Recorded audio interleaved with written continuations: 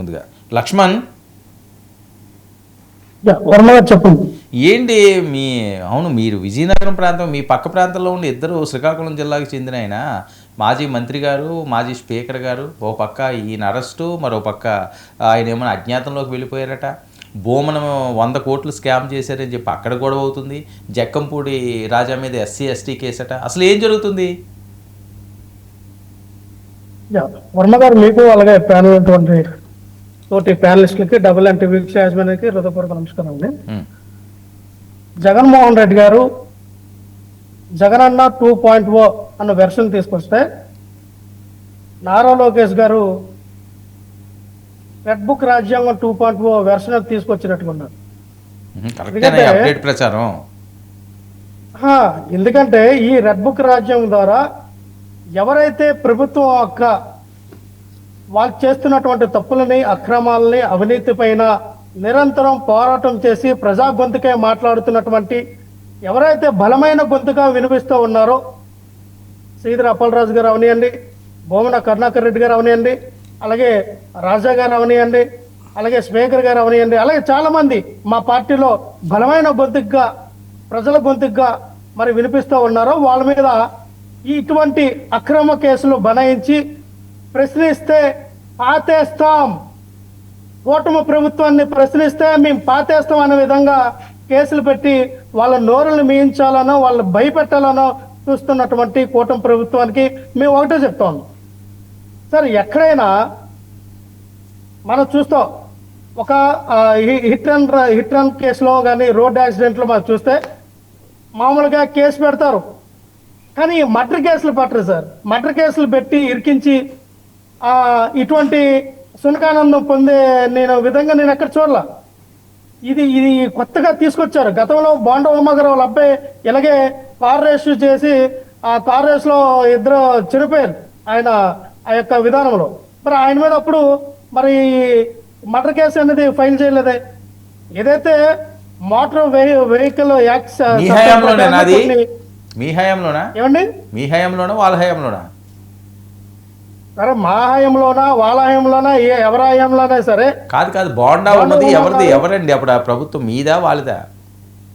బోండా ఉమ్మ గారి ఇన్సిడెంట్ మా హయాంలోనే జరిగింది అనుకుంటాను.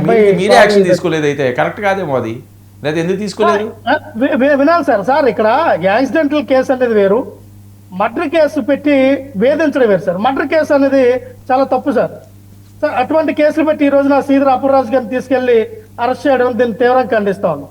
అలాగే ఈరోజు జక్కంపూడి రాజా గారి మీద ఎస్సీ ఎస్టీ అట్రాసిటీ కేసు పెట్టి ఆయన మీద ఈ రకంగా వేధించడం కూడా తీవ్రంగా ఖండిస్తున్నాం. ఎందుకంటే సార్ జక్కంపూడి రాజా గారు బలంగా ఒక కాపు సామాజిక వర్గానికి చెందిన నాయకుడిగా ఈ రోజున ఒక మంచి వ్యక్తిగా బలమైనటువంటి వాయిస్ వినిపిస్తూ ఉన్నారు. ఆయన ముద్రగారు పద్మనాభం గారు విషయంలో చాలా బలంగా నిలబడ్డారు. అటువంటి వ్యక్తిని కూడా ఇటువంటి అక్రమ కేసులు పెట్టి వాళ్ళు కూడా మరి అనసు తొక్కాలనే ఏదైతే వీళ్ళు చేస్తూ ఉన్నారో కూటమి ప్రభుత్వం ఆలోచించాలి. ఎల్లకాలం ఒకలా ఉండొచ్చు, ప్రతిరోజు మందే అయిపోదు. ఎందుకంటే ఇటువంటి సంస్కృతి మానుకోవాలి.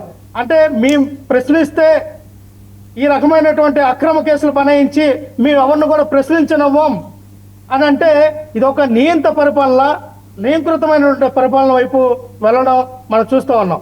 ఇక్కడ చూస్తే మళ్ళీ స్పీకర్ గారిని అలాగే అక్రమంగా అరెస్ట్ చేసి తీసుకెళ్లారు. ఇక్కడ భూమన కరుణాకర్ రెడ్డి గారి విషయంలో వచ్చి ఎటువంటి నోటీసులు కూడా ఇవ్వలేదు.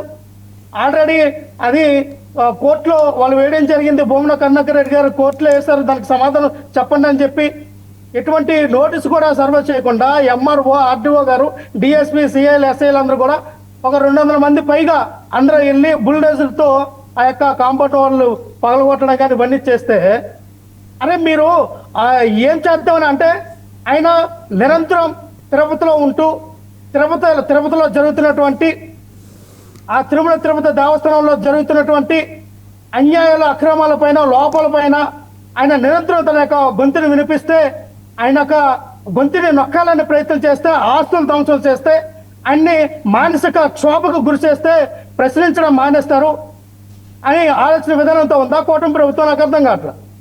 మరి మీరు హెరిటేజ్ సంస్థ ఎక్కడ కట్టారంటే స్వర్ణముఖి నది 185 సర్వే నంబరు ఆనుకుని ఉన్నటువంటి 173 సర్వే నంబర్లో మరి ఈ హెరిటేజ్ సంస్థ అది వేస్ట్ వాటర్ వెళ్ళేటటువంటి వాటర్ ట్రీట్మెంట్ ప్లాంటేషన్ అనేది కట్టడం జరిగింది. మరి దాన్ని మీరు ఎందుకు కోల్చలా? అంటే ముఖ్యమంత్రి చంద్రబాబు నాయుడు గారికి ఒక చట్టము, ప్రతిపక్ష నాయకులకి ఒక చట్టమా? చట్టం అనేది అందరికీ ఒకటే కదండి. ప్రతిపక్ష నాయకులకేమో వీళ్ళు రెడ్ బుక్ రాజ్యాంగ చట్టాన్ని అమలు చేస్తూ ఉన్నారు, ముఖ్యమంత్రి గారికి ఏమో వాళ్ళ చట్టాన్ని వాళ్ళు అమలు చేసుకుంటూ ఉన్నారు. కానీ భారత రాజ్యాంగం డాక్టర్ బిఆర్ అంబేద్కర్ రాసినటువంటి రాజ్యాంగాన్ని మాత్రం ఎవరికి అమలు చేయట్లా, సమానమైనటువంటి చట్టాన్ని ఎవరికి అమలు చేయట్లా. ఎంత ఘోరం సార్! ఈ రోజు హెరిటేజ్ సంస్థ ఎక్కడ కట్టారు సార్? అది ఎఫ్టీఎల్ బఫర్ జోన్ లోనే ఉంది కదా, స్వర్ణముఖ నదికి ఆనుకొని ఉన్నటువంటి ఇదే కదా. మరి దాని మీద ఎందుకు యాక్షన్ తీసుకోవట్లా? మీరు తీసుకోవాల్సింది కదా. కాదు లక్ష్మణ్, ఒక్క విషయం, మీరు అధికారంలో ఉన్నారు కదా 5 సంవత్సరాలు, మీరు అవన్నీ ఇప్పుడు ఎందుకు మాట్లాడతారో అప్పుడు ఎందుకు తీసుకోలేకపోయారు అని సార్ నేను అదే చెప్తున్నా సార్. గత 24-25 సంవత్సరాల క్రితం కొన్నటువంటి ఆ భూమిని ఈ రోజు ఆక్రమించారు. నేను అనేది హెరిటేజ్ లో తప్పులు ఉంటే లేకపోతే ఇంకొకరు ఏమైనా తప్పులు చేస్తే మీరు అధికారంలో ఉన్నప్పుడు ఎందుకు చర్యలు తీసుకోలేదు? సార్ ఖచ్చితంగా మంచి ప్రశ్న అడిగారు. హెరిటేజ్ మీద ఇటువంటి కక్షపూరితమైనటువంటి రాజకీయాలు మేము చేయలా. ఎందుకు మేము రాజకీయాలు మేము తీసుకెళ్ళట్లా. అంటే ప్రశ్నిస్తే ఇటువంటి కక్ష రాజకీయాలు చేయాలని ఆలోచన విధానం, కొత్త విధానాన్ని చూపిస్తూ ఉన్నారు. సార్ ఈ రోజున ఏదో మీ ఇల్లుకి మా ఇంటికి ఎంత దూరమో మా ఇంటికి మీ ఇల్లు అంతే దూరం, మీరు ఒక కొత్త సిద్ధాంతం తీసుకెళ్తూ ఉన్నారు. ఈ రకంగా చేయొచ్చు అన్నారు. రేపొద్దున ఈ హెరిటేజ్ సంస్థ మీద మీరు ఇప్పుడు యాక్షన్ తీసుకోకపోయినా మళ్ళీ మేము వచ్చినప్పుడు యాక్షన్ తీసుకుంటాం, ఖచ్చితంగా యాక్షన్ తీసుకుంటాం. కోర్టు న్యాయపరంగా చట్టపరంగా కోర్టులో వేస్తాం, న్యాయపరంగా పోరాటం చేస్తాం, న్యాయపరంగా ముందుకెళ్తాం. అయిపోయింది సార్, ఒక్క నిమిషం సార్. 30 seconds sir. వర్మ గారు 24-25 సంవత్సరాల క్రితం కొన్నటువంటి భూమి మీద ఈ రోజున ఆ భూమి ఆక్రమణకి 6-7 ఎకరాల ఆక్రమణలో గురైందని మీరు ఏ రకంగా వచ్చారు? చంద్రబాబు నాయుడు గారు సీఎం గా ఉన్నారు, కిరణ్ కుమార్ రెడ్డి గారు సీఎం గా ఉన్నారు, రోసయ్య గారు సీఎం గా ఉన్నారు, చాలా మంది సీఎం గా చేశారు. అంటే 24-25 సంవత్సరాల క్రితం కొన్న భూమి మీద ఈ రోజు మీరు ఏ రకంగా ఇది ఆక్రమణ గురైందని ఎలా మాట్లాడారు?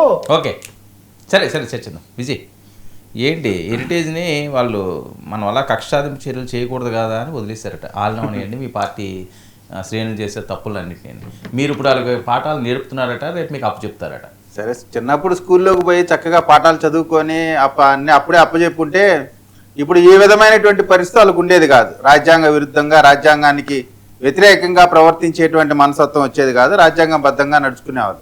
వాళ్ళు రాజ్యాంగబద్ధంగా నడుచుకోలేదు కాబట్టే 5 సంవత్సరాల వాళ్ళ పరిపాలన దెబ్బకి ప్రజలు బేజారెత్తిపోయి బెంబేలెత్తిపోయి నువ్వు వద్దురా బాబు మాకు వద్దురా బాబు అని ఒక పాట పాడి పారిపోయారు ఆంధ్ర రాష్ట్రటువంటి ప్రజలు.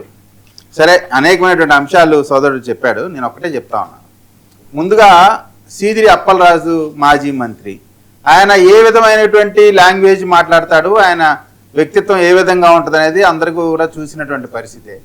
ఒక బాధ్యతాయుతమైనటువంటి డాక్టర్గా ఉండి ఒక మనిషి చనిపోతా ఉన్నాడని తెలిసినప్పటికి కూడా వారిని హాస్పిటల్కి తీసుకెళ్లి అతన్ని బ్రతికించేటువంటి ప్రయత్నం చేయకుండా యాక్సిడెంట్ చేసినటువంటి తన కొడుకుని తప్పించి అతని ప్లేస్లో వేరే అతన్ని తీసుకొచ్చి ఆ కేసులో పెట్టి ఉన్నటువంటి కేసుని మొత్తం స్వరూపాన్ని మార్చి ముద్దాయిల్ని మార్చి అక్కడ ఒక ఎవిడెన్స్ డిసప్పేర్ చేసేటువంటి అంశంగా, అంటే బిఎన్ఎస్ 238 సెక్షన్ అట్రాక్ట్ అయ్యేటువంటి నేరాలన్నీ కూడా చేసి, అంత మాత్రమే కాకుండా అతను యాక్సిడెంట్ అయినప్పుడు ఇమ్మీడియట్ గా చేయాల్సింది గుద్దినోడిని హాస్పిటల్ తీసుకెళ్తారా, దెబ్బ తగిలినోడిని తీసుకెళ్తారా?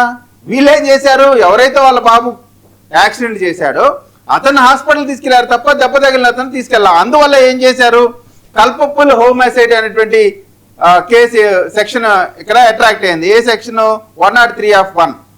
అదే వీళ్ళు చేసే తప్పులన్నీ చేసి ఎండ్ ఆఫ్ ది డే ప్రతిపక్ష పార్టీ కుట్ర లేదా కక్ష సాధింపు చర్య మీరు చేశారు కాబట్టి మేము అధికారంలోకి రాగానే ముందు అప్పుడప్పుడు ఏదో డిజిటల్ బుక్ అని ఒకటి పెట్టారు.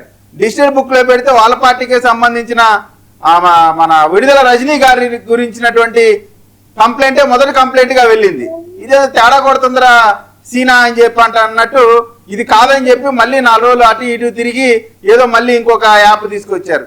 మీరు యాప్లు కాదు తీసుకురావాల్సింది, ప్రజల్లో మీ కార్యకర్తల్లో మీ పార్టీ నమ్మకం కలిగించాలా. ఏ నమ్మకాన్ని అయితే ప్రజలు మీ పైన పోగొట్టుకున్నారో అటువంటి నమ్మకాన్ని తెచ్చుకోవాలి. కానీ ఈ పరిపాలన చేసేటువంటి మంచి ఏంటి, దాంట్లో ఉన్నటువంటి ఇబ్బందులు ఏంటి ఆలోచించాలి. కానీ మేము అధికారంలోకి వస్తాం, మిమ్మల్ని చంపుతాం ఈ మాట తప్ప.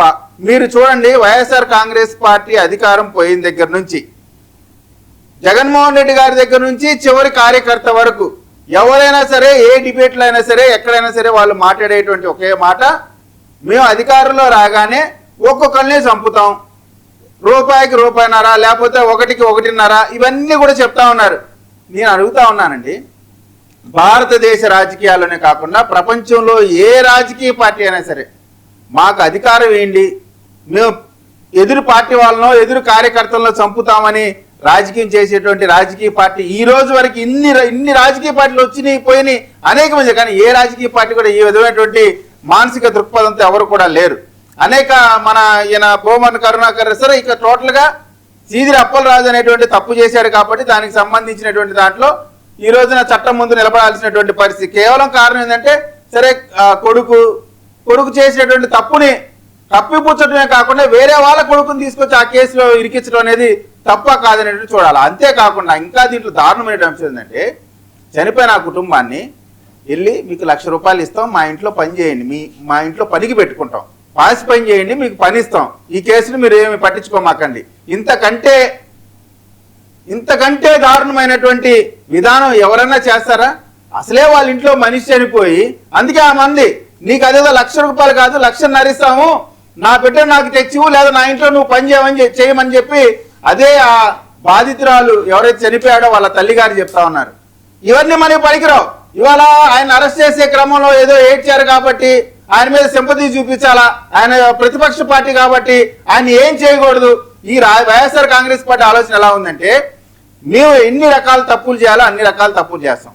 అంబటి రాంబాబుని చూస్తే ప్రతిరోజు పోలీసులు తిడతాడు, రాజకీయ నాయకులు తిడతాడు, ముఖ్యమంత్రిని తిడతాడు, కానీ కేసులు మాత్రం పెట్టకూడదు. అంటే వాళ్ళు ఏ నేరం చేసినా సరే ప్రతిపక్ష పార్టీ అనేటువంటి ఒక ముసుగులో దాక్కొని మీ పైన కేసులు పెట్టకూడదు అనేటువంటి ఆలోచనలో ఉంటే చట్టం ఎవరికి చుట్టం కాదు, మిమ్మల్ని వదిలే సమస్య లేదు. ఇంకా కరుణాకర్ రెడ్డి గారు సర్వే నంబర్ 47/1లో 5.1 ఎకరం, సర్వే నంబర్ 47/5లో 3.7 ఎకరాలని స్వాధీనం చేసుకుంది గవర్నమెంట్. మీకు ఉన్నదేమో అక్కడ పావలా అయితే ఊరంతా ఆక్రమించుకుంటామంటే చట్టం చూస్తూ ఊరుకోవాలా? నువ్వు కొనుక్కున్నా, నేను ఒకటే అడుగుతాను అండి వైఎస్ఆర్ కాంగ్రెస్ పార్టీ నాయకుల్ని, మీరు కొనుక్కున్నాను అని చెప్తున్నటువంటి ల్యాండ్ జోలు ఈ ప్రభుత్వం వచ్చిందా? ఏదైతే మీరు కబ్జా పెట్టారో, ఏదైతే మీరు బౌండరీ వాళ్ళు మీది కాకుండా గవర్నమెంట్ స్థలానికి ఇనాం భూములకి మీరు ఏదైతే గోడలు కట్టారో వాటిని మాత్రమే తొలగించింది కదా. నిజంగా మీ మీద కక్ష సాధింపో లేదో ఇంకోటో ఉంటే మీ ఆస్తి జోలు ఎందుకు రాలేదు? మేము రాం, చట్ట ప్రకారం నడుచుకుంటాం, మా కక్ష సాధింపు కాదు. మీరు చేసేది తప్పులు, మీరు పొలాలు ఆక్రమించుకుంటారు, ఇళ్ల స్థలాలు ఆక్రమించుకుంటారు, జనాల ఆస్తులు ఆక్రమించుకుంటారు, కేసులు మాఫీ చేయడం కోసం దొంగల దగ్గర కూడా ఆస్తులు రాపించుకుంటారు. కానీ పోలీసు వ్యవస్థ చట్టం మాత్రం పని చేయకూడదు అనేటువంటి భావ దారిద్ర్యంలో ఉన్నటువంటి వైఎస్ఆర్ కాంగ్రెస్ పార్టీ నాయకులకి నేను ఒకటే చెప్తా ఉన్నా, మీరు తప్పు చేస్తే చట్టం శిక్షించింది, మీరు నేరం చేస్తే ఖచ్చితంగా ఎఫ్ఐఆర్లు తెగితే మిమ్మల్ని చట్ట ప్రకారం కోర్టు ముందు నిలబెడతాం. అంతేకాని మీలాగా ప్రైవేట్ ఆస్తుల్ని దోచుకునేటువంటి ప్రభుత్వం ఈ ప్రభుత్వం కాదు. మీరు ఈ రోజున పేర్లు చెప్తా ఉన్నారు. మన మాజీ స్పీకర్ కూడా ఆయన సరే స్పీకర్కి ఉన్నటువంటి ఔన్నత్యం మొత్తాన్ని కూడా ఆయన స్పీకర్గా ఉన్న టైంలో ఏ విధంగా మాట్లాడాడు, దాని విలువను ఏ విధంగా చెడగొట్టాడో చూసి బ్రతుకున్న వాళ్ళకి చనిపోయినట్టు డెత్ సర్టిఫికెట్లు పుట్టించి రకరకాలైనటువంటి పద్ధతుల్లో స్థలాన్ని కాజేసి దొంగతనం చేసినటువంటి ఒక నేరం చేసినటువంటి ఒక స్పీకర్ పోస్ట్ లాంటి పెద్ద పోస్టులో చేసినటువంటి వ్యక్తి కూడా అటువంటి చిల్లర నేరాలు చేసినప్పుడు చట్టం పనిచేస్తూ ఉంటే అది మొత్తం కూడా ఏదైతే జగన్మోహన్ రెడ్డి గారు ఒక దారి గీశారు, వైఎస్ఆర్ కాంగ్రెస్ పార్టీ నాయకులు ఏ నేరం చేసినా ఏదో తెలుసో తెలియకో చేస్తూ ఉంటారు, లేదా అప్పుడప్పుడు నేరాలు చేస్తూనే ఉంటాం మేము, అంత మాత్రం కేసులు పెట్టేస్తారా? ఇదే కదా వైఎస్ఆర్ కాంగ్రెస్ పార్టీ లైన్ మొత్తం కూడా. మేము నేరాలు చేస్తాం, ఘోరాలు చేస్తాం, కానీ మీరు మాత్రం కేసులు పెట్టకూడదు. పెట్టారా మేము అధికారుల కోసం మేము అంత చూస్తాం, ఇది తప్ప ఇంకొక అంశం లేదు. కానీ నేను ఒక్కడే చెప్తా ఉన్నానండి, మీ తాటాకి చప్పుళ్ళకి మీ ఉడత ఊపుళ్ళకి భయపడేవాడు ఎవడూ లేడు ఇక్కడ. Okay right.